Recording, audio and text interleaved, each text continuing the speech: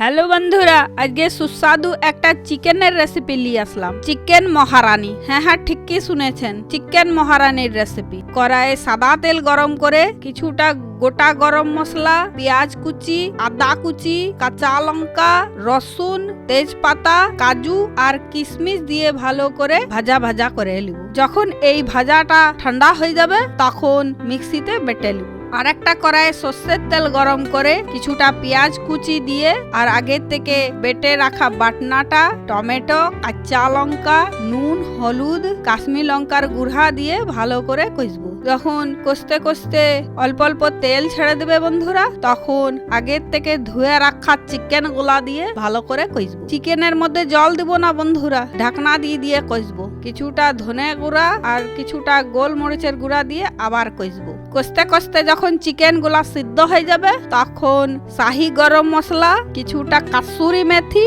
আর বেশ খানিকটা ঘি দিয়ে নামিয়ে নিলেই তৈরি চিকেন মহারানী। একবার আমার অনুরোধে এই রেসিপিটা বাড়িতে বানিয়ে দেখবেন বন্ধুরা, হেব্বি টেস্টি। আমার ভিডিওগুলা যদি আপনাদের ভালো লাগে তাহলে একটা লাইক, শেয়ার আর কমেন্ট করবেন বন্ধুরা। আমার পুরো ভিডিওটা দেখার জন্য ধন্যবাদ।